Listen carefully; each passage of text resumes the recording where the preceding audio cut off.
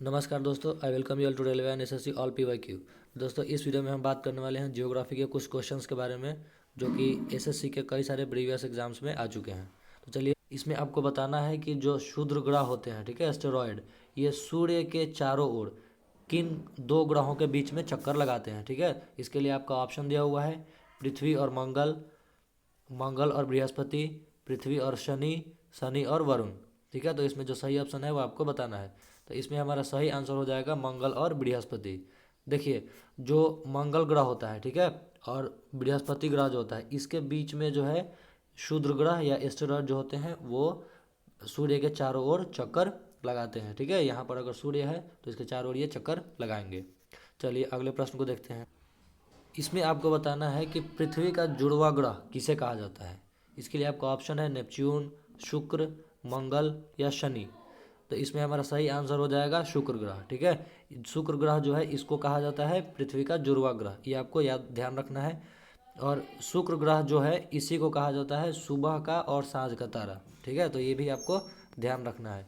चलिए अब अगले प्रश्न को देखते हैं। इसमें आपको ये बताना है कि वरुण जो ग्रह है, ठीक है, ये सौर मंडल में आकार के संदर्भ में किस स्थान पर आता है। इसके लिए आपका ऑप्शन दिया हुआ है पहला, दूसरा, तीसरा या चौथा। तो इसमें जो सही आंसर है वो आपको बताना है। तो इसका सही आंसर हमारा हो जाएगा चौथा। तो वरुण जो ग्रह है ये चौथा सबसे बड़ा ग्रह होता है। ठीक है, और सबसे बड़ा कौन होता है, बृहस्पति। ठीक है, ये आपको ध्यान रखना है। और सबसे छोटा होता है बुध ग्रह। ठीक है, ये भी आप ध्यान रखिएगा, ये एग्जाम की दृष्टि से बहुत ज़्यादा महत्वपूर्ण क्वेश्चन है। चलिए अब अगले प्रश्न को देखते हैं। इसमें आपको ये बताना है कि सूर्य की बाह्यतम परत को क्या कहा जाता है। ठीक है, जो सूर्य का जो बाह्यतम परत होता है जो हम लोग यहाँ से देख सकते हैं, ठीक है, दूरबीन या फिर किसी और माध्यम से, तो उसको क्या कहा जाता है। ठीक है, इसका आपका ऑप्शन दिया हुआ है वर्णमंडल, प्रकाश मंडल, किरीट, स्थल मंडल। तो इसमें हमारा सही आंसर हो जाएगा किरीट। ठीक है, कोरोना। तो ये आप ध्यान रखिएगा कि सूर्य का जो बाह्यतम परत है उसको किरीट कहा जाता है। ठीक है, चलिए अब अगले प्रश्न की ओर बढ़ते हैं। इस प्रश्न में आपको बृहस्पति का द्रव्यमान बताना है। ठीक है, कि सूर्य की तुलना में इसका द्रव्यमान कितना है। सूर्य के द्रव्यमान का 10वां भाग, 1000वां भाग, 100वां भाग या आधा। ठीक है, तो ये आपको बताना है। इसका हमारा सही आंसर हो जाएगा सूर्य के द्रव्यमान का 1000वां भाग। ठीक है, बृहस्पति जो है यह सूर्य के द्रव्यमान का 1000वां भाग होता है। ठीक है, तो ये आप ध्यान रखिएगा। चलिए अब अगले प्रश्न को देखते हैं। इसमें आपको बताना है कि सूर्य के सबसे निकटतम ग्रह कौन है। ठीक है, इसमें आपको ऑप्शन दिया हुआ है पृथ्वी, बुध, मंगल या शुक्र। ठीक है, तो इसमें जो सही आंसर है वो आपको बताना है। तो इसका सही आंसर हमारा हो जाएगा बुध ग्रह। ठीक है, ये जो है सूर्य के सबसे निकट स्थित होता है। ठीक है, चलिए अब अगले प्रश्न को देखते हैं। इसमें आपको बताना है कि सुपरनोवा क्या है। ठीक है, सुपरनोवा के बारे में बताना है। क्या यह एक पुच्छल तारा है, ग्राहिका है, विस्फोटित तारा है या ब्लैक होल है। ठीक है, तो इसका हमारा सही आंसर हो जाएगा विस्फोटित तारा। ठीक है, देखिए सुपरनोवा क्या होता है, यह ब्रह्मांड में जो गैस पाए जाते हैं, ठीक है, वो जब गुरुत्वाकर्षण के कारण एक दूसरे के समीप आते हैं, ठीक है, जिससे और उनसे जो एक पिंड बनता है, ठीक है, उसको सुपरनोवा कहा जाता है। और बाद में सुपरनोवा से ही तारा का निर्माण होता है। तो ये आप ध्यान रखिएगा। चलिए अब अगले प्रश्न को देखते हैं। इसमें आपको बताना है कि ब्लू प्लैनेट किसे कहा जाता है। ठीक है, इसके लिए आपको ऑप्शन दिया हुआ है शनि ग्रह, पृथ्वी, बृहस्पति या मंगल। ठीक है, तो हमारा इसमें सही आंसर क्या हो जाएगा, ये हो जाएगा पृथ्वी। ठीक है, पृथ्वी को ब्लू प्लैनेट के नाम से भी जाना जाता है क्योंकि पृथ्वी पर जो है बहुत सारे समुद्र पाए जाते हैं। ठीक है, जल का एक बहुत बड़ा विस्तार पृथ्वी की सतह पर है। इसके कारण अंतरिक्ष से देखने पर पृथ्वी हमको ब्लू दिखाई देती है, नीला, इसलिए इसको ब्लू प्लैनेट भी कहा जाता है। तो ये आप ध्यान रखिएगा। चलिए अब अगले प्रश्न को देखते हैं। इसमें आपको ये बताना है कि पृथ्वी को सूर्य से जो ऊष्मा प्राप्त होती है, ठीक है, उसको क्या कहा जाता है। उसको अतापन कहा जाता है, अवरक्त ऊष्मा कहा जाता है, सौर्य विकिरण कहा जाता है या ताप विकिरण कहा जाता है। तो इसका सही आंसर हमारा हो जाएगा आतपन। ठीक है, सूर्य से जो पृथ्वी को ऊष्मा प्राप्त होती है उसे क्या कहते हैं, आतपन। ठीक है, चलिए अब अगले प्रश्न को देखते हैं। इसमें आपको बताना है कि किस ग्रह के जो है उपग्रह नहीं है। ठीक है, इसके लिए आपको ऑप्शन दिया हुआ है मंगल तथा शुक्र, बुध तथा शुक्र, मंगल तथा बुध या वरुण तथा प्लूटो। ठीक है, तो इसमें हमारा सही आंसर क्या हो जाएगा, बुध तथा शुक्र। ठीक है, ये दो जो ग्रह हैं इनके एक भी उपग्रह नहीं होते हैं। ठीक है, ये आपको ध्यान रखना है। चलिए अब अगले प्रश्न को देखते हैं। इसमें आपको ये बताना है कि बृहस्पति का जो गैलीलियन उपग्रह है, इस गैलीलियन कैटेगरी के अंतर्गत कौन नहीं आता है। ठीक है, बृहस्पति का उपग्रह है, उसको बताना है कि कौन नहीं आता है। तो ये आपको बताना है कि यूरोपा है, गैनीमेड है, कैलिस्टो है या डिमोस है। ठीक है, तो इसमें हमारा सही आंसर क्या हो जाएगा, इसका हमारा सही आंसर हो जाएगा डिमोस। ठीक है, डिमोस क्या है, डिमोस जो है मंगल ग्रह का एक उपग्रह है। ठीक है, जो कि बृहस्पति का नहीं है और इसीलिए यह गैलीलियन उपग्रह के अंतर्गत नहीं आता है। ठीक है, तो ये आपको ध्यान रखना है। अब अगले प्रश्न की ओर बढ़ते हैं। ये तो बड़ा ही सिंपल प्रश्न है, इसमें केवल आपको ये बताना है कि सूर्य का प्रकाश हमारे पास लगभग कितने समय में पहुंचता है। ठीक है, इसके लिए आपको ऑप्शन दिया हुआ है 8 मिनट, 2 मिनट, 6 मिनट या 4 मिनट। ठीक है, तो इसमें हमारा सही आंसर क्या हो जाएगा, सही आंसर हमारा हो जाएगा 8 मिनट। ठीक है, एक्चुअली 8 मिनट 20 सेकेंड का समय जो है सूर्य से पृथ्वी तक सूर्य के प्रकाश को आने में लगता है। ठीक है, तो ये आप ध्यान रखिएगा। चलिए अब अगले प्रश्न को देखते हैं। इसमें आपको ये बताना है कि सूर्य ग्रहण कब लगता है। ठीक है, ये किस स्थिति में सूर्य ग्रहण लगता है। तो इसके लिए आपको ऑप्शन 4 दिया हुआ है, इसमें आप देख लीजिए। और इसका हमारा सही आंसर हो जाएगा सूर्य और पृथ्वी के बीच चंद्रमा का आ जाना। ठीक है, जब सूर्य और पृथ्वी के बीच में, ठीक है, चंद्रमा आ जाता है तो उस समय सूर्य ग्रहण की स्थिति होती है, अर्थात सूर्य ग्रहण लगता है। ठीक है, जैसे यहाँ सूर्य है, यहाँ पृथ्वी है। ठीक है, और जब इसके बीच में जो है चंद्रमा आ जाती है, ठीक है, तो क्या होता है कि इसकी जो छाया है पृथ्वी पर दिखाई देने लग जाती है और इतना भाग जो है सूर्य का वो नहीं दिखता है। ठीक है, जिसे हम लोग सूर्य ग्रहण के नाम से जानते हैं। ठीक है, तो ये आप ध्यान रखिएगा। अब बढ़ते हैं अगले प्रश्न की ओर। इसमें आपको ये बताना है कि जब चंद्रमा जो है सूर्य को पूरी तरह ढक लेता है तो उसे क्या कहते हैं। एंटुम्बा कहते हैं, प्रछाया कहते हैं, उपछाया कहते हैं या इनमें से कोई नहीं।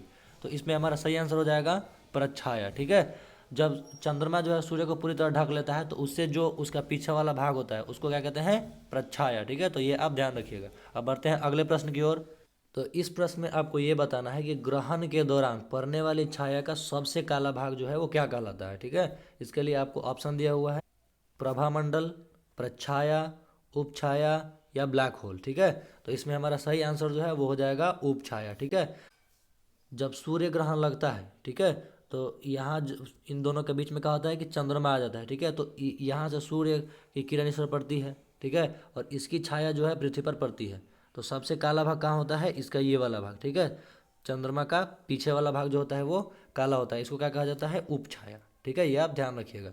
चलिए अब अगले प्रश्न को देखते हैं। इसमें आपको ये बताना है कि ग्रहों की कुल संख्या कितनी है। ठीक है, ऑप्शन है 5, 8, 7 या 6। ठीक है, तो ये एकदम सिंपल प्रश्न है, इसका सही आंसर हो जाएगा हमारा 8 ग्रह। ठीक है, टोटल कितने ग्रह होते हैं, 8। तो ये आप ध्यान रखिएगा। चलिए अब अगले प्रश्न की ओर बढ़ते हैं। इसमें आपसे पूछा जा रहा है कि सूर्य आताप जो है पृथ्वी पर असमान रूप से वितरित होता है, तो इसका मुख्य कारण क्या है। ठीक है, ये आपको बताना है। तो इसके लिए हमारा सही आंसर हो जाएगा पृथ्वी की गोलाकार आकृति। ठीक है, देखिए पृथ्वी चूँकि गोल है, ठीक है, और जब सूर्य की किरणें यहाँ पर आती है, ठीक है, तो यहाँ जो सामने वाला पृष्ठ होता है इस पर तो तीव्र सूर्य की किरण पड़ती है, लेकिन यहाँ जो दूर होता है इस पर तिरछी हो जाती है। ठीक है, इससे जो है पृथ्वी पर सूर्य आताप की जो मात्रा है वो भिन्न भिन्न होती है। ठीक है, अलग अलग जगह पर। चलिए अब अगले प्रश्न को देखते हैं।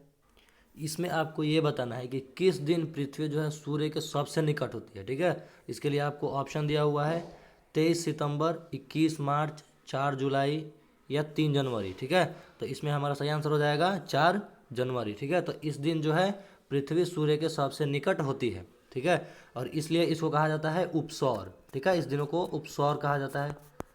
ठीक है, और अगर हम बात करें 4 जुलाई की, तो इस दिन पृथ्वी जो है सूर्य से सबसे अधिक दूरी पर होती है।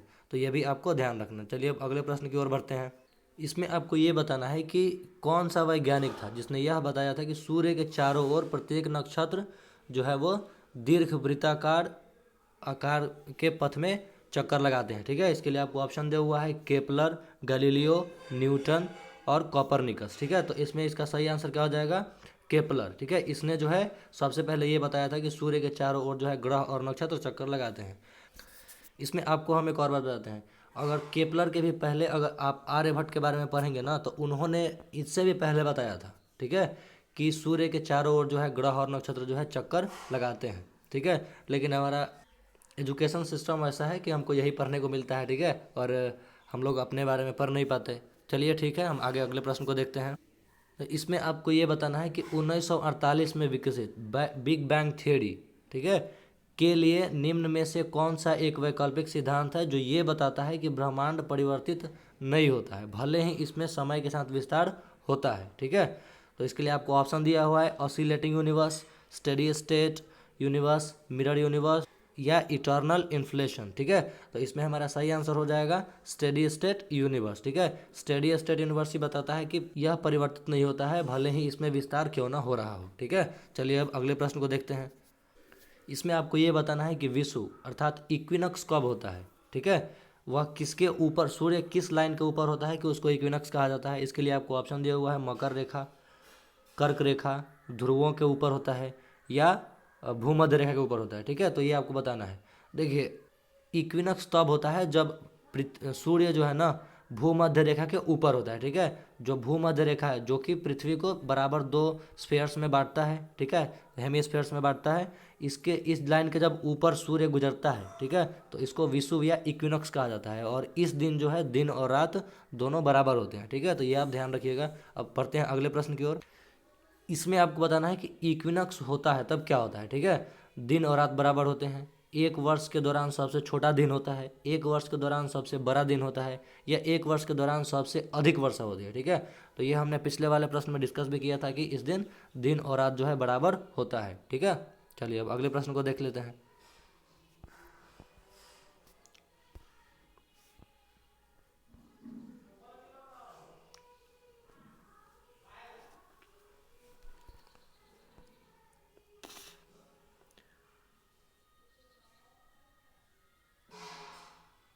इसमें आपको ये बताना है कि पृथ्वी जो है जब सूर्य से सबसे अधिक दूरी पर होता है, ठीक है, तो उस स्थिति को क्या कहा जाता है। ठीक है, तो इसका हमारा सही आंसर हो जाएगा एफेलियन। ठीक है, एफेलियन, इसको हिंदी में उपसौर भी कहा जाता है। ठीक है, उपसौर, ये आप ध्यान रखिएगा। चलिए अब अगले प्रश्न को देखते हैं।